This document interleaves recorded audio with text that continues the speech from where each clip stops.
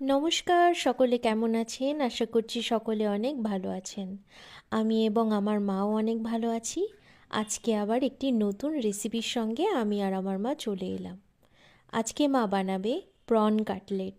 এটাকে প্রন কালকা কবিরাজিও বলতে পারেন, কারণ অনেকটা কবিরাজির মতন, আবার কলকার মতো শেপ। তাই এর কিন্তু অনেক ধরনেরই নাম হতে পারে। একদমই ইউনিক একটি রেসিপি। আপনারাও বাড়িতে খুব সহজেই বানিয়ে খেয়ে দেখতে পারেন। আশা করি আপনাদের অনেক ভালো লাগবে। তো চলুন শুরু করা যাক আজকের ভিডিও। প্রথমেই যা যা উপকরণ লাগবে সব কিছু মা এখানে রেডি করে নিয়েছে।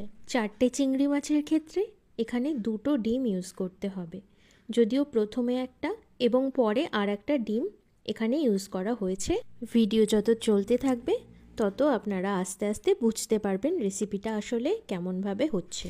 এরপর একটা থালার মধ্যে লঙ্কা কুচি, আদা কুচি, ধনেপাতা কুচি, রসুন কুচি, পেঁয়াজ কুচি, স্বাদমতো লবণ, একটু চাট মশলা, একটু জিরে গুঁড়ো, একটু হলুদ গুঁড়ো, আর সেই যে ডিমটা মা ভাঙলো সেই ডিমটার হলুদ অংশটা। এবার সমস্ত উপকরণগুলো দিয়ে মা একসঙ্গে মেখে নিচ্ছে। এবার আগে থেকে খোসা ছাড়ানো চিংড়ি মাছগুলোকে, এগুলোর কিন্তু মাঝখান থেকে চেরা হয়েছে, এই চিংড়ি মাছগুলোকে দিয়ে মশলাটার সঙ্গে ভালোভাবে ম্যারিনেট করে 15 মিনিট মতো ঢেকে রেখে দিচ্ছে। 15 মিনিট বাদে যখন মশলাগুলো মাছের সঙ্গে ভালোভাবে ম্যারিনেট হয়ে গেছে, তারপর এখানে একটা প্লেটের মধ্যে সুজি নিয়েছে। সুজিগুলো যদি একটু গুঁড়ো করে নেন তাহলে আরও ভালো হয়, আর যদি না গুঁড়ো করে নেন তাহলেও কোনো ব্যাপার না। সুজি গুঁড়োর মধ্যে দিয়ে এটাকে আরেকবার ভালোভাবে কোট করে নিচ্ছে। আপনারা যদি একবার ডিমের সাদা অংশের মধ্যে ডুবিয়ে তারপর আরেকবার কোট করেন তবে এই ব্যাপারটা আরও জমে যাবে। দেখুন, মায়ের সব মাছগুলো কিন্তু সুজিতে কোট করা কমপ্লিট হয়ে গেছে।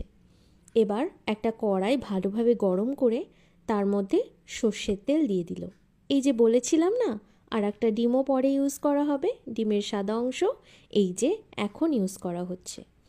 এবার ডিমের মধ্যে ভালোভাবে ডুবিয়ে সাদা অংশটাই কিন্তু দেবেন, হলুদ অংশটা দিলে তাহলে তেলের মধ্যে কিন্তু ফেনা তৈরি হবে, তাহলে সেটা কিন্তু অতটাও ভালো লাগবে না। একে একে সবই কোট করা চিংড়ি মাছগুলো কিন্তু মা সর্ষের তেলে ভেজে নিচ্ছে।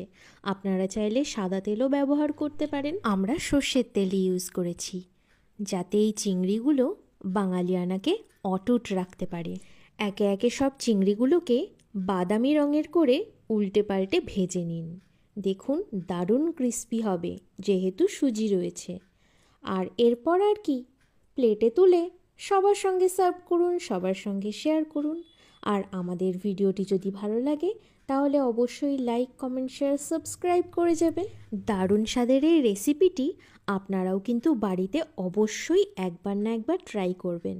দেখবেন আপনাদেরও কিন্তু অনেক ভালো লাগবে এবং যাদেরকে খাওয়াবেন তাদেরও কিন্তু দিল একদম খুশ হয়ে যাবে। আত্মীয়রা যখন আপনাকে জিজ্ঞেস করবে এই রেসিপিটি আপনি কোথায় পেলেন, কিভাবে বানালেন, তখন না হয় আমাদের এই ভিডিওটি আপনি তাকে শেয়ার করে দেবেন।